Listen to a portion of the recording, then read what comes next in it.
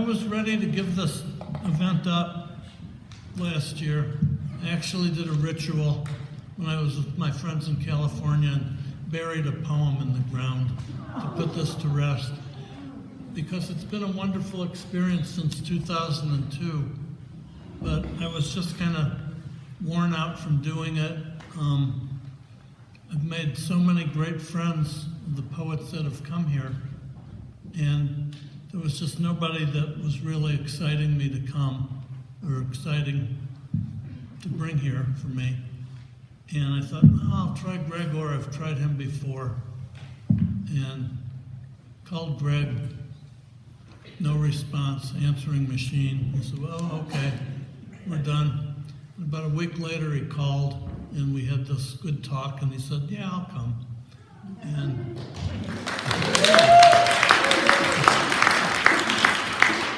he came here Wednesday, and man, what a great person.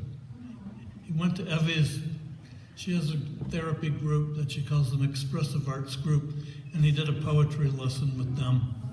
And even though it taught him something about poetry, I was blown away because it was really about allowing yourself permission to be creative.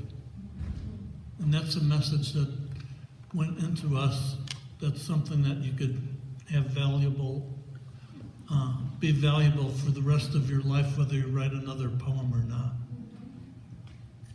Poetry means making things, being creative, so it's not just writing poetry, it's for anything.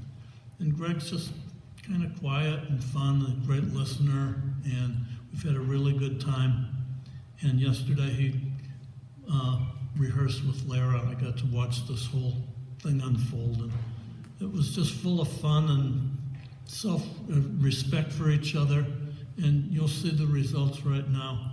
So I'm proud to say Greg is my friend now, and here's Gregory to blow you away.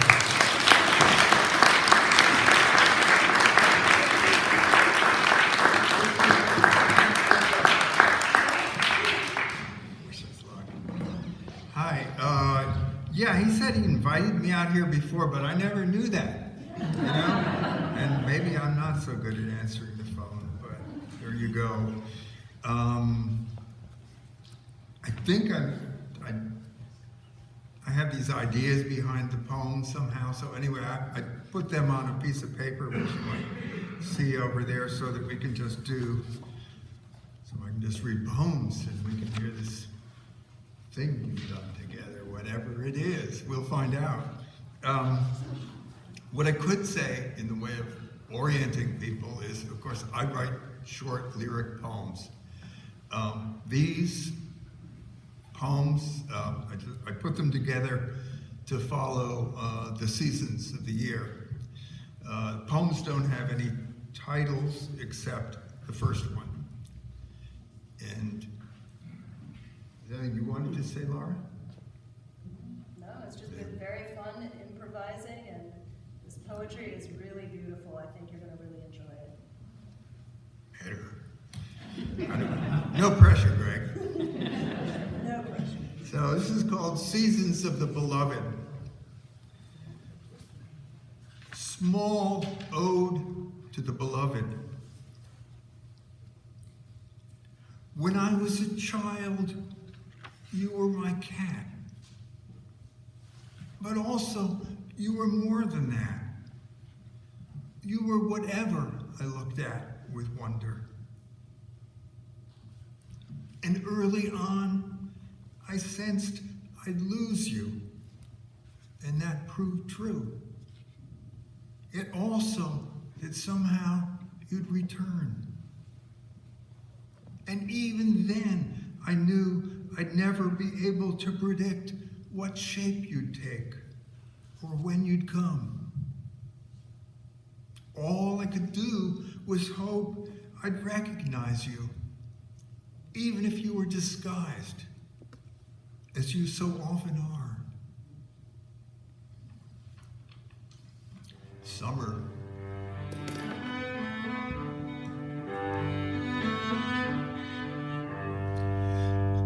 The river has a single song, which is itself.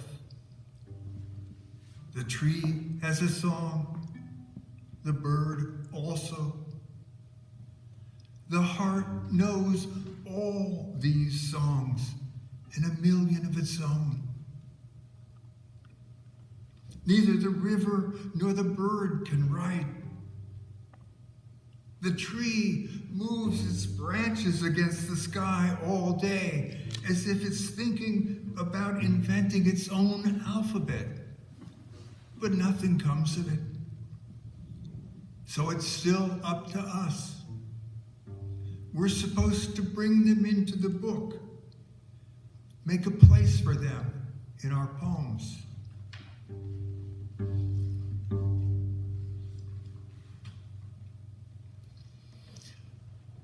When the beloved appears as a daylily, she has only one arc of the sun to blossom, to blare the orange trumpet of her being loudly into the world. Quick, write a poem. We must prolong her song.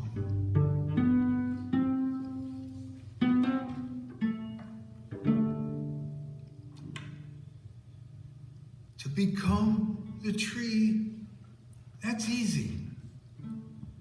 To be the flower, not so hard.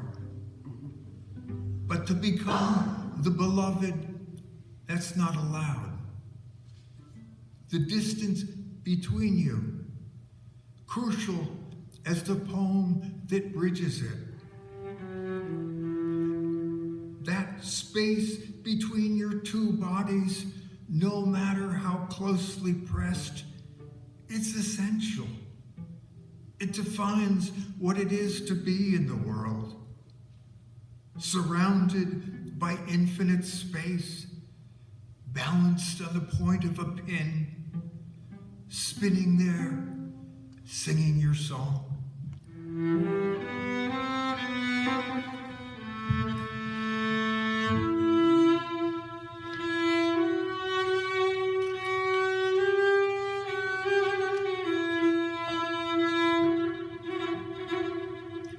Hummingbirds, furious, hot heart, beating without surcease.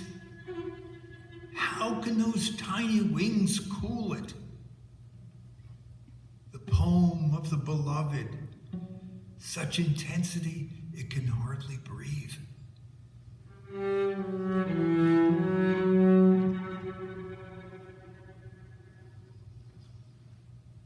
There's the daisy, white petals and a plush yellow center. And so we begin our anxious interrogation. She loves me not. Plucking it bare like a plump chicken we plan to cook.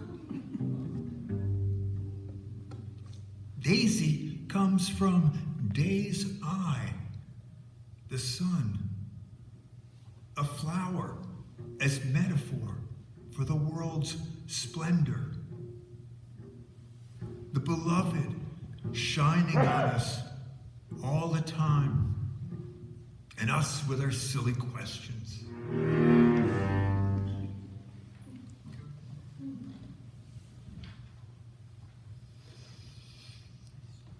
Humid morning, last night's rain becomes sun-dapple on lawns. Earthworm on the walk, doing its slow dance in honor of the world.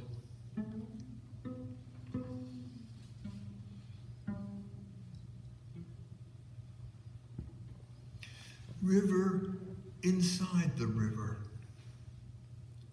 World within the world. All we have is words to reveal the rose that the rose obscures.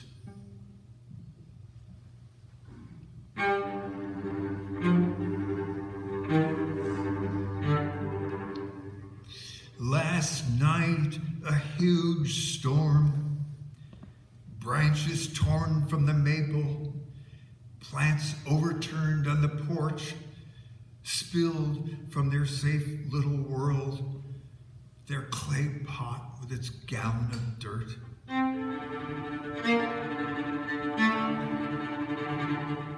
And won't there be worse? Won't it happen to people we love? Then we'll know sorrow.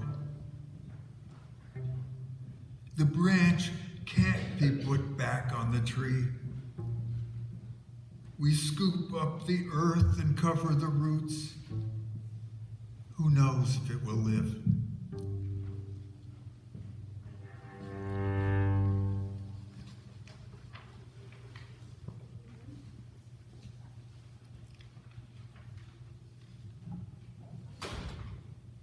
If we could have the world without the beloved, would that suffice? Lacks one, lacks both. Did you think that heap of objects was the world? It only becomes the world because of the beloved. She lends it her light. His kiss makes it live.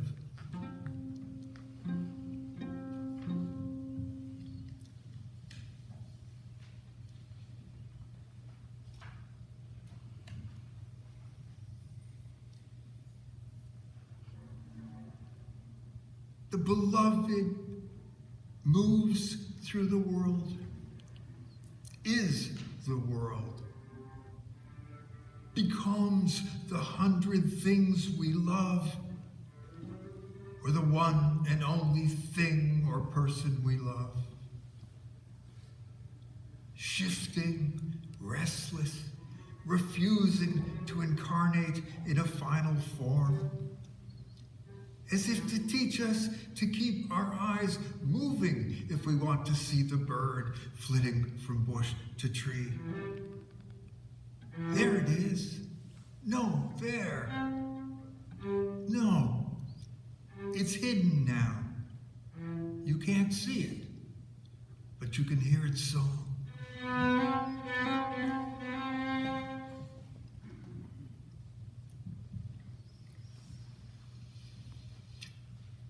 Hold off, rain.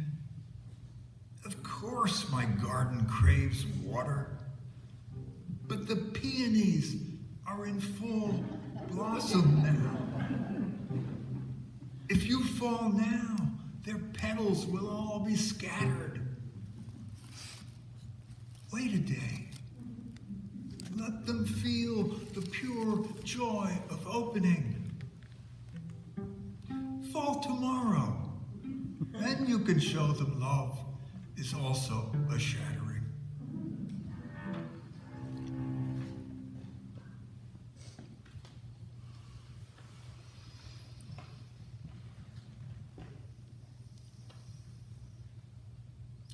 Loss and loss and more loss. That's what the sea teaches.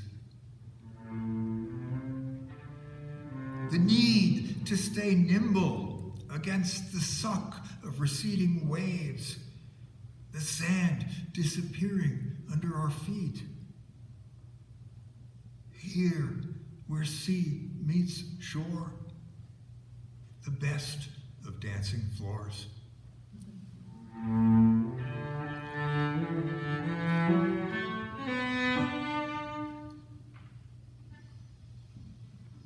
To be alive, not just the carcass, but the spark. That's crudely put, but if we're not supposed to dance, why all this music?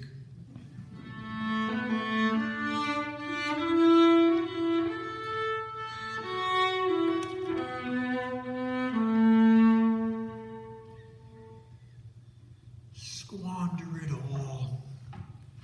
Hold nothing back. The heart's a deep well. When it's empty, it will fill again.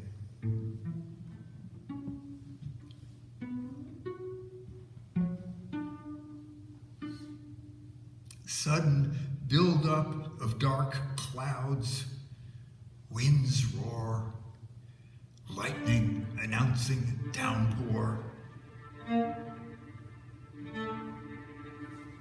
Who says the beloved's appearance can't terrify? Who says she can't arrive as a summer storm?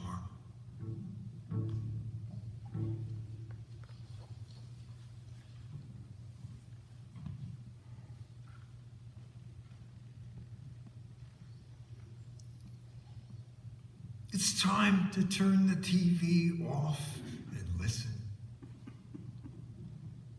That noise, what is it? Maybe it's only crickets. Maybe it's distant music. Maybe people are dancing somewhere, not far from here, the beloved among them. Out into the street. We need to investigate to find out what's there, even if it's only crickets.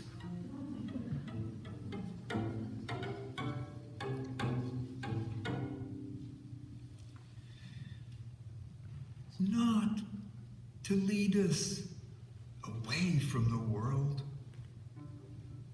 but deeper into it, to persuade us she is it. Not all of it, not vastness, but some one thing we love. Isn't that what he's become?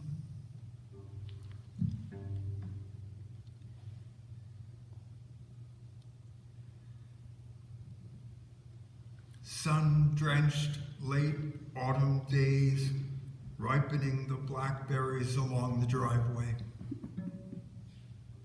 Avoiding the briars, leaning over the stalks and pushing aside the yellowing leaves. Each morning, the tart juice turning a little sweeter as the fruit darkens. Which is the beloved, which is the world.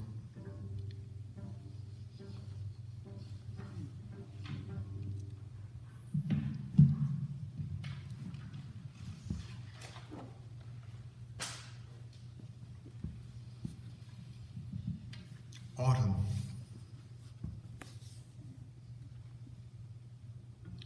Lingering over it, wanting to make it last longer.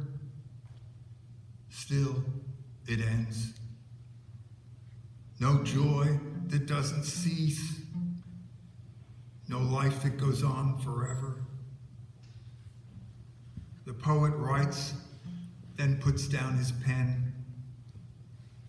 The singer comes to the end of her song.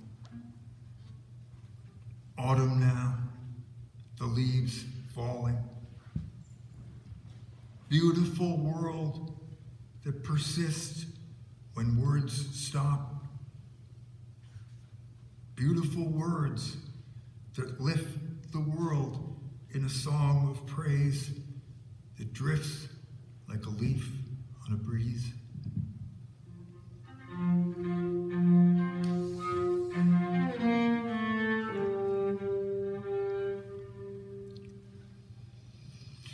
Now the leaves are falling fiercely, giving themselves to the wind's will like a technicolor blizzard.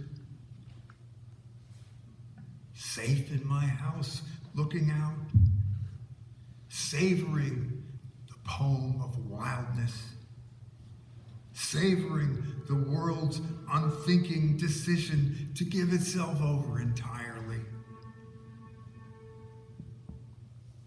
This window between me and the world, like reading a page in the book, taking it in deeply, gladdened by the swirl and swoop of it, gladdened by this emblem of passion,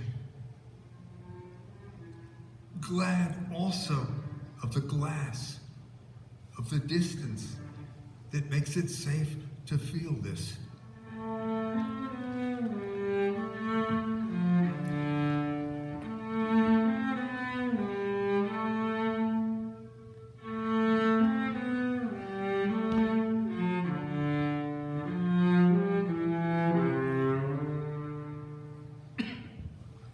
The grapes taste good. I hope whoever grew them and picked them was paid well. The poems in the book, free as the air they're made of. What a business, praising the world, praising the beloved. What a business, loving the world.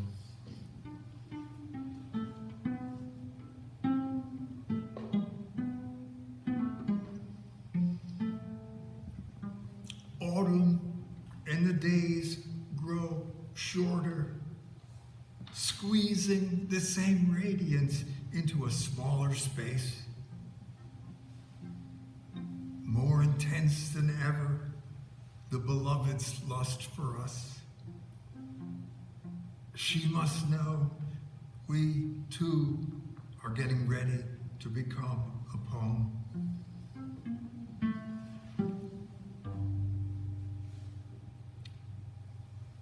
Sudden shower of golden leaves descending from the maple. Shameless beloved, undressing in public again.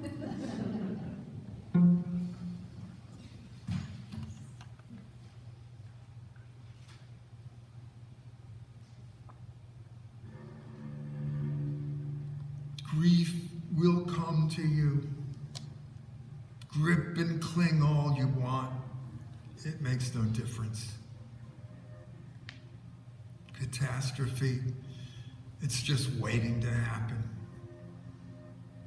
Loss, you could be certain of it. Flow and swirl of the world, carried along as if by a dark current.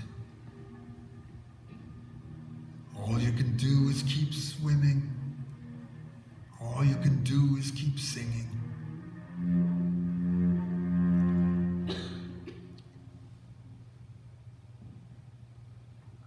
Humble dazzle of autumn. These leaves on the ground, each one a page in the book, a poem that says, I lived. I was a small part of the whole story. This is my song. This is my glory.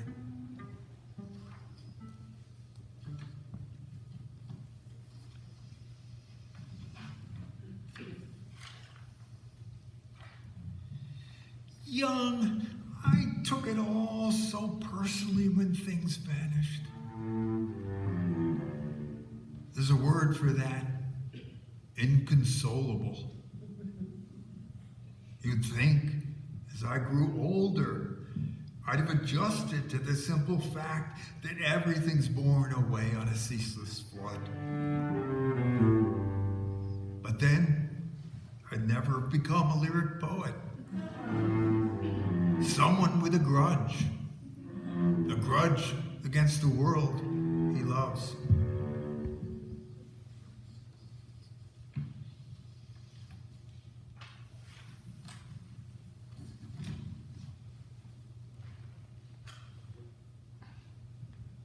Winter. Not to make loss beautiful, but to make loss the place where beauty starts, where the heart understands for the first time the nature of its journey. Love, yes, the body of the beloved as the gift bestowed, but only temporarily, given freely, but now to be earned,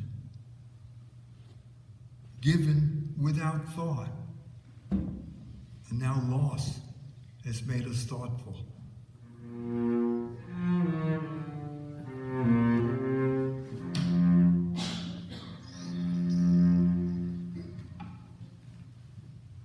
The desolation is the door. How be surprised at that? All those moments we shared, only prelude to this painful growing.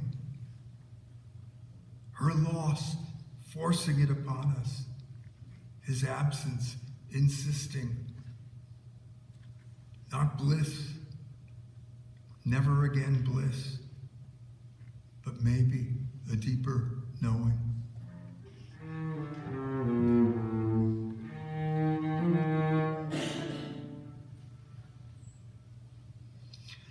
How radiant and pale the winter sycamore branches from which the outer bark has peeled and fallen like gray rags. What a gift that the leaves do not obscure its nakedness. The risen body of the beloved, still in the world.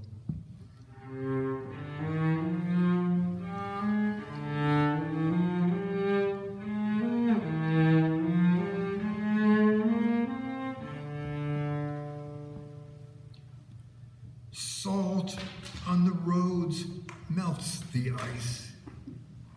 Salt on the heart hardens it. That's not how the book preserves the body. The bitten tongue tastes blood. The tongue utters love.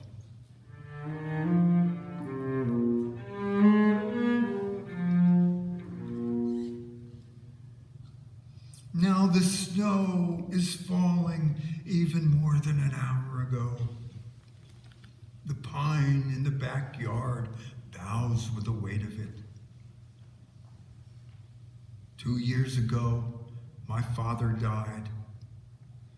What love we had hidden under misery, weighed down with years of silence.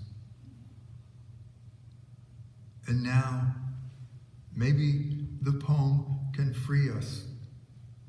Maybe the poem can express the love and let the rest slide to the earth as the snow does now, freeing the tree of its burden.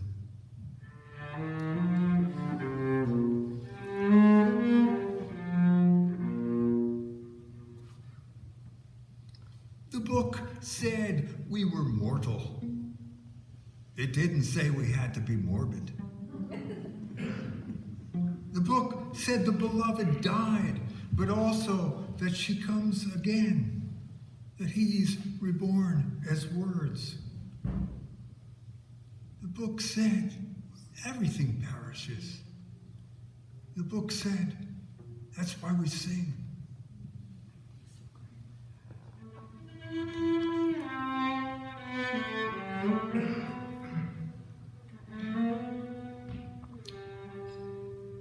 Snow on the tree branch vanished by noon. That feeling I had, it's gone too. Something about the wonder of it. Poem of the snow on the tree branch. It's still there.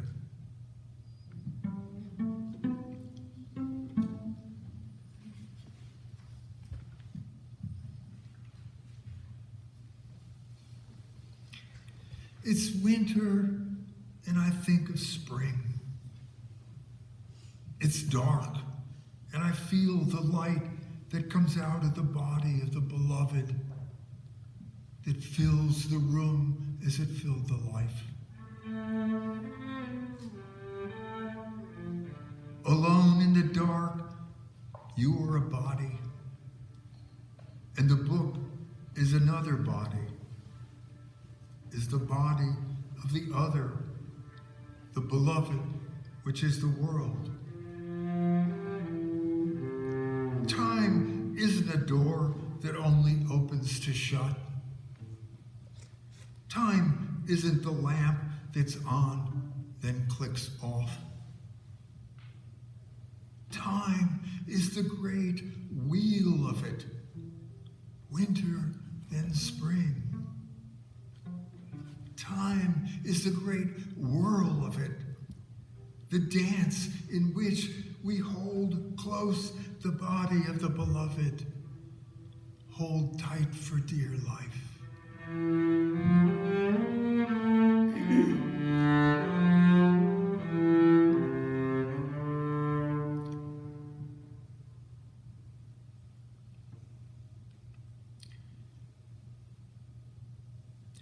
Long night on the road, huge distance between two cities, distance also between radio stations, only static coming through. Stop for coffee at this diner, need to wake up, need to consult the little book of the jukebox and hear the beloved sing my song.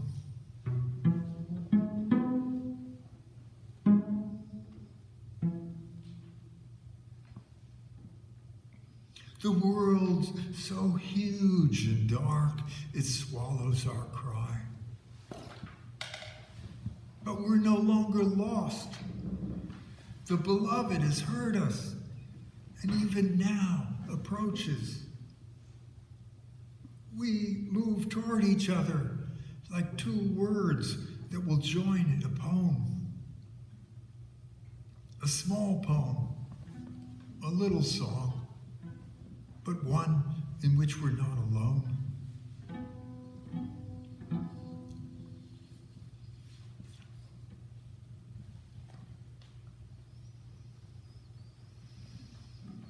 Do words outlast the world they describe? Do the things fall away, leaving only the husks of their names? And what does their perishing ask of us? Lift up, lift up. A song could redeem them. A poem could fill them with life again. Don't we owe the world at least that much that gave itself so freely to us?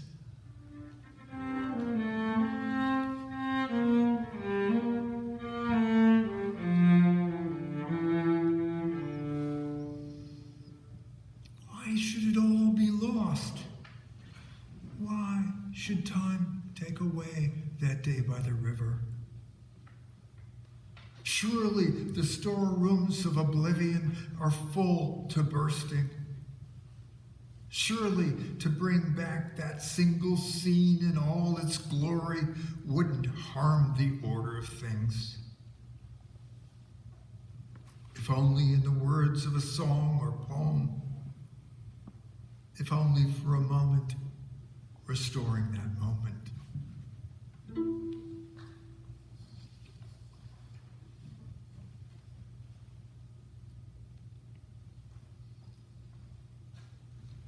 Snow on the mountain this January morning, though the sky's blue, must have fallen last night.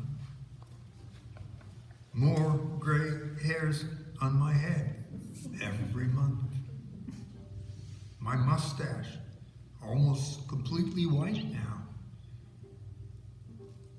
Too many funerals, not enough weddings, not enough birth announcements. I hope the beloved isn't losing ground.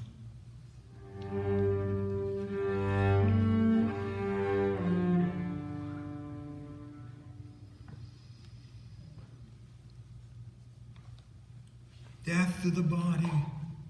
How many poems in the book urge us to accept it? Death of the heart. All of them insisting we'd better not.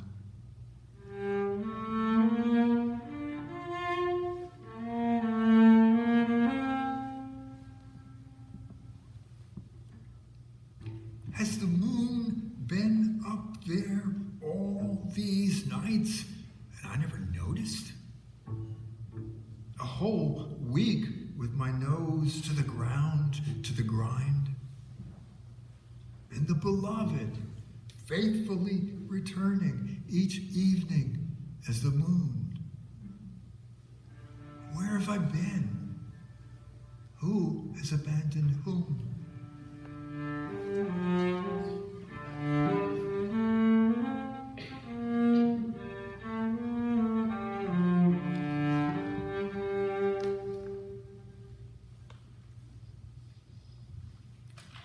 Yearning for permanence, and who wouldn't? Longing to believe it will last forever, but what does? Nothing I know of. Even the things that seem to stand still flow slowly into other forms. The beloved's first and only lesson. Everything that is becomes.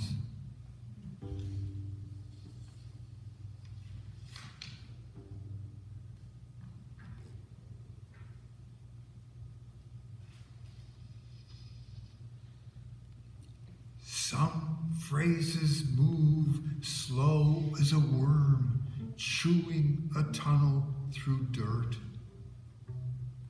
Others swift as a bird.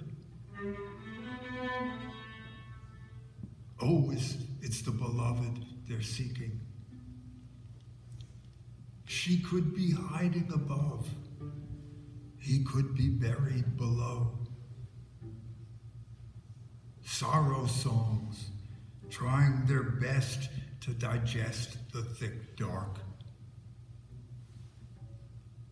Songs of joy, whizzing past so fast, they're gone before we notice.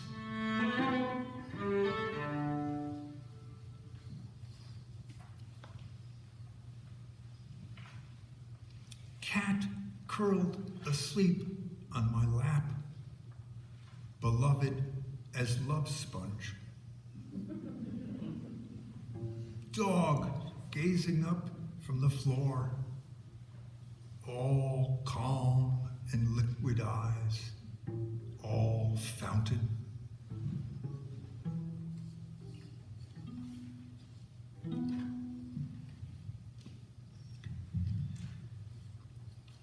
Spring.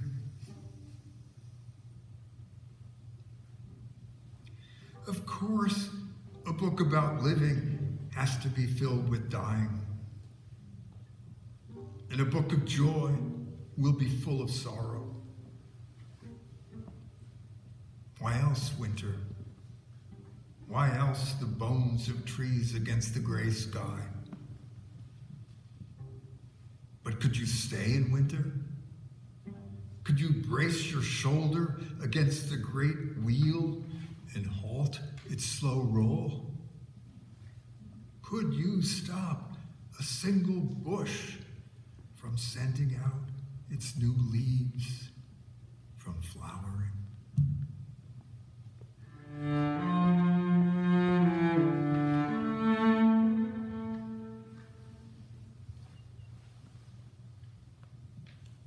Winter was long.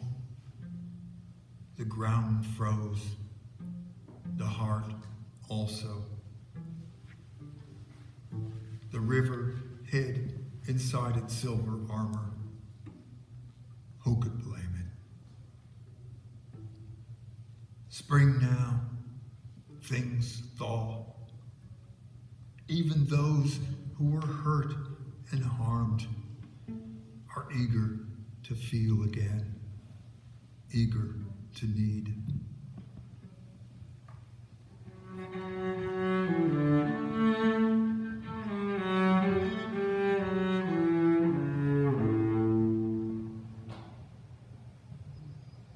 Sometimes the world, sensing my fear, tries its best to woo me.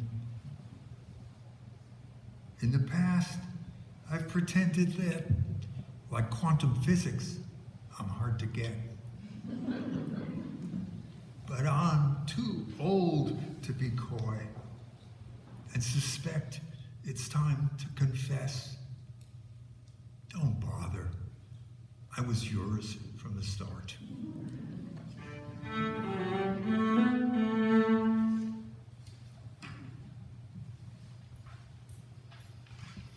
I saw my own body stiff and dead under a tree. I saw the beloved bend over my corpse and breathe life in through my mouth. And again, I was alive inside. I felt my lips loosen and shape the vowels of desire. I knew I would rise and walk in the fields. I felt love move through my veins, felt it move through all things in the world.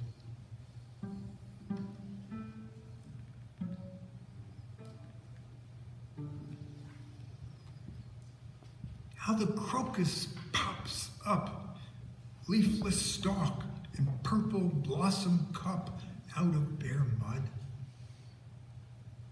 As if it couldn't wait any longer.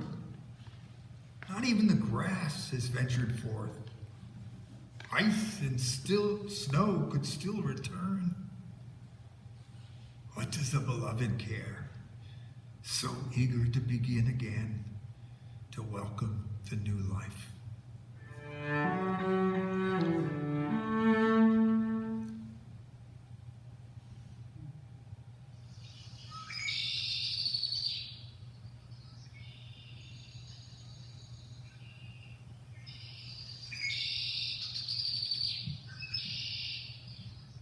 In the spring swamp, the red-winged blackbird perched on a cattail stalk. Have you heard its song? If you have, no need of heaven, no need of divine resurrection. It's one of those bird songs that hold a spot in the book, saving that space until a human song comes along, worthy to replace all that wordless love.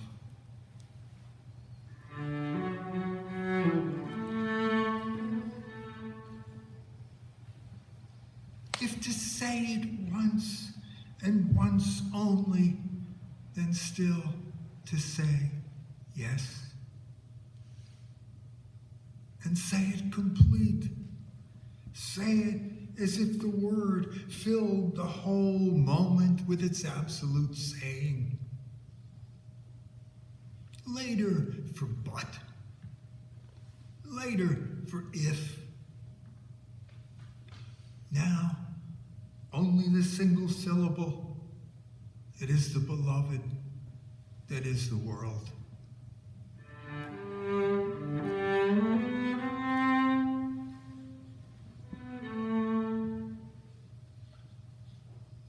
Ask the tree or the house.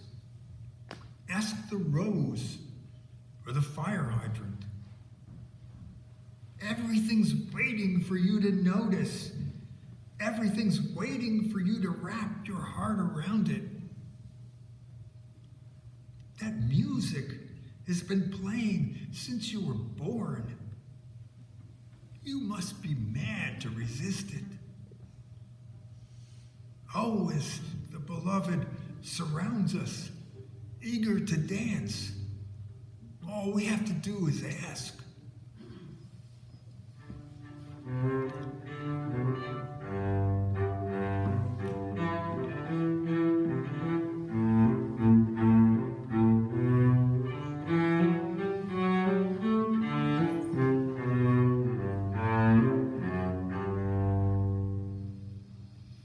I know now the beloved has no fixed abode, that each body she inhabits is only a temporary home, that she casts off forms as eagerly as lovers shed clothes. I accept that he's just passing through that flower or that stone. And yet, it makes me dizzy, the way he hides in the flow of it, the way she shifts in fluid motions, becoming other things. I want to stop him, if only briefly. I want to lure her to the surface and catch her in this net of words.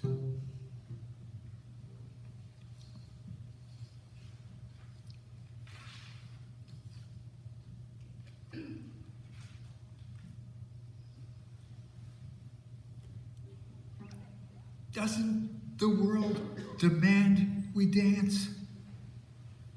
Doesn't it insist on it? And why not? Look at the leaves. Look at the weeds.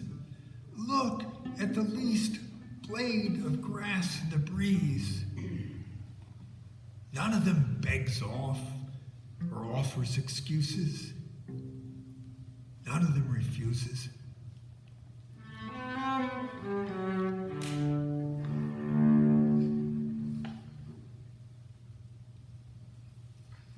For weeks now, I've been lost in the maze of spring's profusions, lazily wandering around, neglecting so much, ignoring my garden, heeding instead the willow's green singing, imagining it was the beloved, listening to the frog's chorus and thinking so also.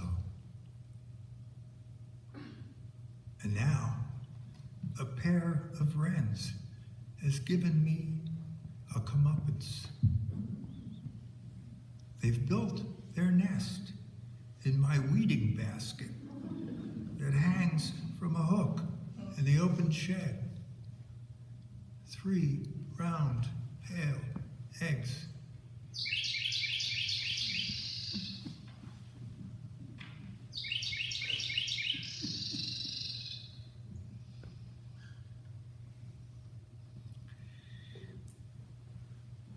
This is what was bequeathed us.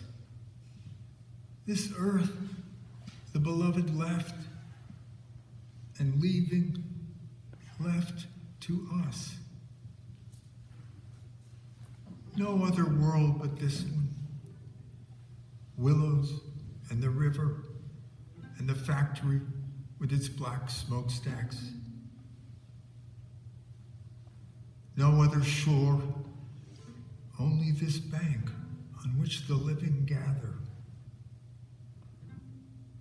No meaning but what we find here. No purpose but what we make. That and the beloved's clear instructions turn me into song, sing me awake.